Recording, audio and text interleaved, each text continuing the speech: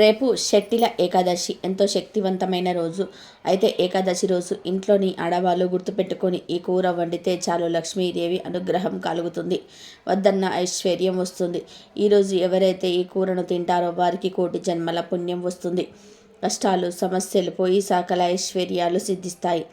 మీ జీవితం మారిపోతుంది. కనుక అందరూ కూడా ఈరోజు ఇంట్లో ఈ కూరను వండండి, అందరూ ఈ కూరను తినండి. అలా తినటం వలన లక్ష్మీనారాయణుల అనుగ్రహం కలుగుతుంది, అష్టైశ్వర్యాలు సిద్ధిస్తాయి, ఎంత పుణ్యం వస్తుంది. మరి ఈ ఏకాదశి రోజు తినాల్సిన కూర ఏమిటి అంటే వీడియోలో వివరంగా తెలుసుకుందాం. అంతకన్నా ముందు ఈ వీడియోకి ఒక లైక్ కొట్టండి, అలాగే మా ఛానల్ని కూడా సబ్స్క్రైబ్ చేసుకుని మాకు సపోర్ట్ చేయండి. ఏకాదశి అనేది పరమ పవిత్రమైన రోజు. చాలా మందికి ఏకాదశి ప్రాముఖ్యత తెలియదు. ఏకాదశి రోజు ఉపవాసం చేస్తే ఎన్నో ప్రయోజనాలు కలుగుతాయి. ఈరోజు శ్రీ మహావిష్ణువును తులసి మాలలతో లేదా తులసి ఆకులతో పూజిస్తే పాపాలన్నీ కూడా పోతాయి, సకల ఐశ్వర్యాలు కలుగుతాయి. కలియుగంలో చాలామందికి ఏకాదశి ప్రాముఖ్యత తెలియటం లేదు. ఏకాదశి రోజు రకరకాల తప్పులు చేస్తూ ఉన్నారు.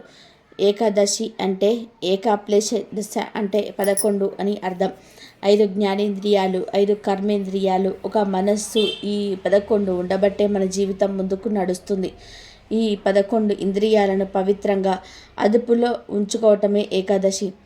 నాలుక, ముక్కు, చెవి, కన్ను, చర్మం, ఇవి 5 జ్ఞానేంద్రియాలు. వీటి వలనే మనకు సెన్స్ తెలుస్తుంది. ఏకాదశి రోజు ఈ 5టిని పవిత్రంగా ఉంచుకోవాలి. నాలుకను పవిత్రంగా ఉంచుకోవడానికి మాంసం, మద్యం, తాంబూలం వేసుకోవటం, పరుల తిండిని ఏకాదశి రోజు పక్కన పెట్టేయాలి. అలాగే చెవి, ముక్కు, కన్ను, చర్మం వీటికి సంబంధించి కూడా పవిత్రంగా ఉండాలి. అంటే ఇరుగు పొరుగు వారి మీద చాడీలు వినకుండా, చూడకూడనివి చూడకుండా ఉంటే అప్పుడు ఈ జ్ఞానేంద్రియాలను పవిత్రంగా ఉంచుకున్నట్లు అవుతుంది. అలాగే ఏకాదశి రోజు అసలు అభ్యంగన స్నానం చేయకూడదు, అంటే తలంటు స్నానం చేయకూడదు, ఎందుకంటే అది భోగదాయకం. అలాగే ఏకాదశి రోజు క్షౌరం చేయించుకోకూడదు. తల మీద నీళ్లు పోసుకొని స్నానం చేయవచ్చు. మృతికా స్నానం చేస్తే ఇంకా మంచిది. మృతికా స్నానం అంటే మట్టిని, నువ్వుల పిండిని, ఆవు పేడను, ఈ మూడిటిని కలిపి ఒంటికి పట్టించుకొని స్నానం చేస్తే దానిని మృతికా స్నానం అంటారు. ఈ 3 పదార్థాలు దివ్యమైన ఔషధ గుణాలను కలిగి ఉంటాయి. ఈ మృతికా స్నానం చేసే శరీరానికి చాలా మేలు జరుగుతుంది. వాక్కు, చెవులు, కాళ్ళు, మలద్వారం, మూత్రద్వారం, ఈ 5 కర్మేంద్రియాలు. ఈ కర్మేంద్రియాలతో కూడా ఎటువంటి తప్పులు చేయకూడదు. అంటే పరులను నిందించకూడదు, బాధ పెట్టకూడదు. పాషాండ్యులతో చర్చలకు, వాదనలకు దిగకండి. అలాగే దశమి రాత్రి నుండి ద్వాదశి రోజు పారాయణం చేసే వరకు బ్రహ్మచర్యం పాటించాలి. ఇలా ఈ తప్పులు చేయకుండా ఉండగలిగితే గనక జ్ఞానేంద్రియాలు, కర్మేంద్రియాలు, మనసు ఇవన్నీ కూడా పవిత్రంగా ఉంటాయి. ఇవి ఏకాదశి చేసే పద్ధతి. దీనితో పాటు ఏకాదశి పూజ చేసుకోవాలి. ఏకాదశి ఉపవాసాన్ని 12 ఏళ్లలోపు పిల్లలు, 65 ఏళ్ళు దాటిన వృద్ధులు చేయకూడదు. ఏకాదశిని గృహస్థులు, బ్రహ్మచారులు, సన్యాసులు, వితంతువులు ఎవరైనా సరే చేసుకోవచ్చు. ఏ కులం వారైనా సరే చేసుకోవచ్చు. కాబట్టి ఆరోగ్యపరంగా, ఆధ్యాత్మిక పరంగా ఎన్నో ప్రయోజనాలు అందించే ఏకాదశిని ఎవరు కూడా వదలవద్దు. ఇక శనివారం ఏకాదశి కలిసి వచ్చింది. శనివారం అంటేనే వెంకటేశ్వర స్వామికి చాలా ఇష్టమైన రోజు. ఏకాదశి కూడా వెంకటేశ్వర స్వామికి చాలా ప్రీతికరమైనది. ఇలా కలిసి రావటం చాలా అరుదు. అయితే ఇలా శనివారం ఏకాదశి కలిసి వచ్చిన రోజు ఒక ప్రత్యేకమైన కూరను తింటే శని దోషాలు, గ్రహ దోషాలు అన్నీ కూడా పోతాయి, దరిద్రాలన్నీ కూడా పోతాయి, పుణ్యం వస్తుందని పండితులు చెప్తున్నారు. అసలు ఇంతకీ ఈ కూర తినాలి అంటే వంకాయ కూర. అవును, శనివారంతో కలిసి వచ్చిన ఈ ఏకాదశి ముందు ఉదయం లేదా సాయంత్రం లేదా రాత్రి ఏ సమయంలోనైనా సరే వంకాయ కూరను వండుకొని తింటే చాలా మంచిది. చాలామంది శనివారం రోజు వంకాయ కూర వండకూడదని భావిస్తూ ఉంటారు, కానీ అందులో నిజం లేదు. శనివారం నాడు వంకాయ కూర తినవచ్చు, కానీ వంకాయ కూరను శనివారం రోజు కొనకూడదు. ముందు రోజే కొని తెచ్చుకొని ఇంట్లో ఉంచుకొని ఏకాదశి రోజు వండుకొని తినాలి. ఈ శనివారం ఏకాదశితో కలిసి వస్తుంది, చాలా పవిత్రమైనది. వెంకటేశ్వర స్వామికి అంటే విష్ణుమూర్తికి చాలా ఇష్టమైనది. ఈరోజు ఇంట్లో ఆడవారు వంకాయ కూరను వండండి. ఇంట్లో అందరూ వంకాయ కూర తినండి. వీరున్న వాళ్ళు వెంకటేశ్వర స్వామి వారిని కానీ, విష్ణుమూర్తిని కానీ, కృష్ణుని కానీ పూజించండి. ఈ ఒక్క శనివారం రోజే కాదు, ప్రతి శనివారం ఈ వంకాయ కూర వండుకొని తింటే శని దోషాలు పోతాయి. ఎలాంటి గ్రహ దోషాలు మీ దరికి చేరవు, కర్మ ఫలాలు తగ్గిపోతాయి. ఇలా ఈ శనివారం రోజు వంకాయ కూర తినటం వలన శని గ్రహ అనుగ్రహం కలుగుతుంది. మీరు చేసే వృత్తి వ్యాపారాల్లో అభివృద్ధిని పొందగలుగుతారు. ఈరోజు ఈ కూర తింటే ఒంట్లోని దోషాలు కూడా పోతాయి. కోటి జన్మల పుణ్యం వస్తుంది. నెగిటివ్ ఎనర్జీ మొత్తం కూడా పోతుంది. పాజిటివ్ ఎనర్జీ వస్తుంది. కనుక అందరూ కూడా శనివారంతో కలిసి వచ్చిన ఈ ఏకాదశి రోజు వంకాయ కూరను తిని శుభ ఫలితాలను పొందండి. ఇక ఈ ఏకాదశి రోజున ఎట్టి పరిస్థితుల్లోనూ నాన్ వెజ్ తినకూడదు. మాంసము, చేపలు, రొయ్యలు, పీతలు, గవ్వలు, సీ ఫుడ్ ఇలాంటివి ఏవి కూడా ఈరోజు తినకూడదు. కనీసం గుడ్డును కూడా ఈరోజు తినకూడదు. ఎవరు ఈరోజు మాంసం కూరను వండకూడదు. ఇలా ఇంట్లోనే కాదు, బయటకు వెళ్ళినప్పుడు నూడిల్స్ పళ్ళ దగ్గర ఎక్కడ కూడా నాన్ వెజ్ తినవద్దు. నాన్ వెజ్ జోలికి వెళ్ళకూడదు. బిర్యానీలు, ఫ్రైడ్ రైస్, చికెన్ పకోడీలు, చికెన్ చాప్స్, పిజ్జాలు, బర్గర్లు ఇలా ఏ రూపంలో కూడా నాన్ వెజ్ తినకూడదు. కాదని తింటే సకల దేవతల ఆగ్రహానికి గురి అవుతారు. మహాపాపం తగులుతుంది. కనుక పరమ పవిత్రమైన ఈ ఏకాదశి రోజు అందరూ ఈ ఆహార నియమాలను పాటించండి. పవిత్రమైన ఈ ఏకాదశి రోజు మీరు గుప్పెడు తులసి ఆకులు తీసుకొని స్నానం చేసే నీటిలో వేసుకొని స్నానం చేయటం వలన శ్రీ మహావిష్ణువు ఆశీస్సులు కలుగుతాయి. అంతేకాదు మీ శరీరంలోని వ్యాధులన్నీ కూడా నయమవుతాయి. మీ దేహానికి నూతన శక్తి వస్తుంది. దరిద్రం మొత్తం పోయి పట్టిందల్లా బంగారమే అవుతుంది. ఇలా స్నానం చేస్తే మీ నాడీ వ్యవస్థను, శరీరాన్ని తులసి ఆకులలోని ఔషధ గుణాలను శుద్ధి చేసి నూతన చైతన్యాన్ని కలిగిస్తాయి. కాబట్టి ఎంతో పవిత్రమైన ఈ ఏకాదశి రోజు ప్రతి ఒక్కరూ కూడా ఇలా స్నానం చేసే ముందు బకెట్లో గుప్పెడు తులసి ఆకులు వేసుకొని చిటికెడు పసుపు కూడా వేసుకొని స్నానం చేయండి. తులసి ఆకులు అందరికీ అందుబాటులో ఉంటాయి.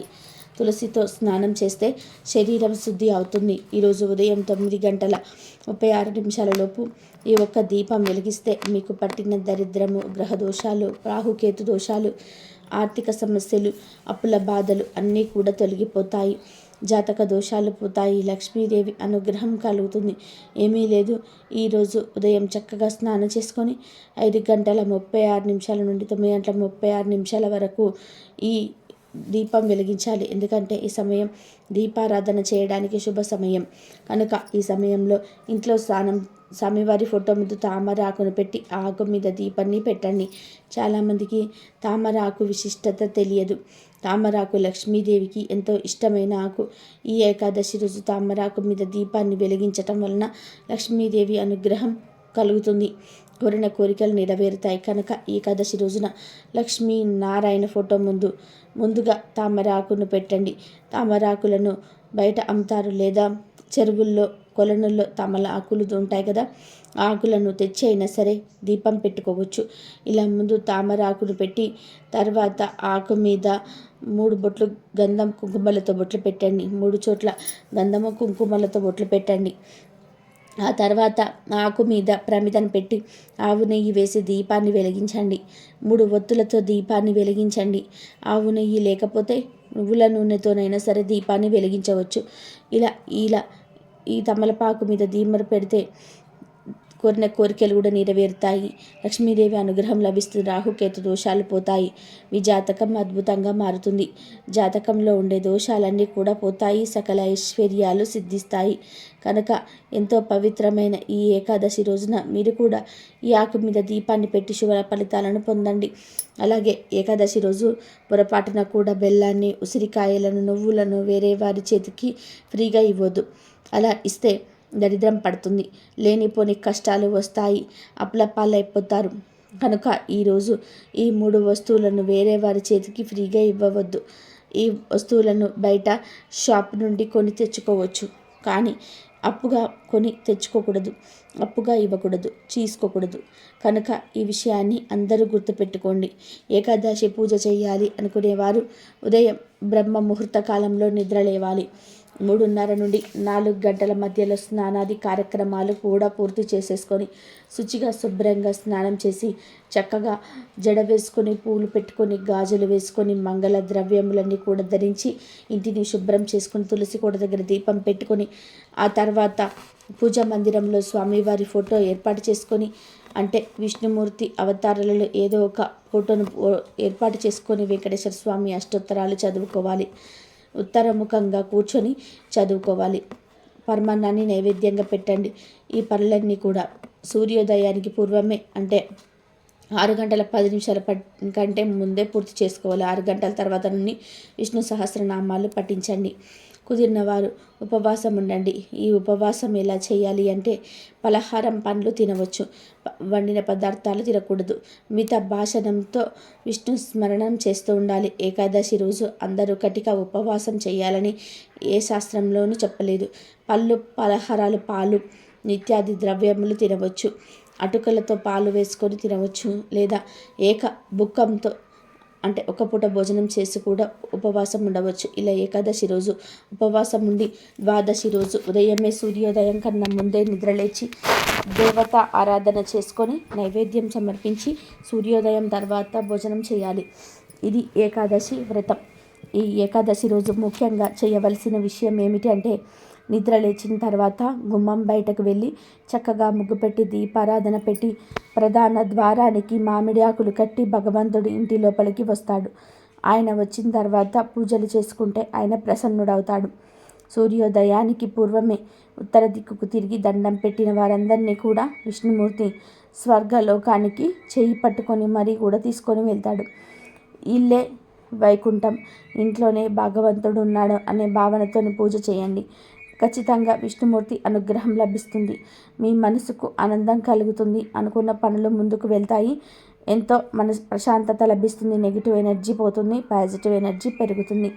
పురాణాలలో శక్తుల ఏకాదశి అనగా ఉపద్రవం గురించి ఒక కథ ఉంది. ఈ కథ విన్నవారికి కోటి జన్మల పుణ్యం లభిస్తుంది. శ్రద్ధగా వినండి. ఒకసారి శ్రీకృష్ణుణ్ణి నారదుడు ఇలా అడుగుతాడు, శ్రీకృష్ణ, శక్తిల ఏకాదశి గొప్పతనం ఏమిటి? ఈ వ్రతాన్ని గతంలో ఎవరైనా చేసినారా? ఈ ఏకాదశి వ్రతం ఎటువంటి ఫలితాలను ఇస్తుంది అని అడుగుతాడు. దానికి శ్రీకృష్ణుడు నారదుడితో ఇలా అంటాడు, నారద, శక్తిల ఏకాదశికి ఎంతో పవిత్రమైనది.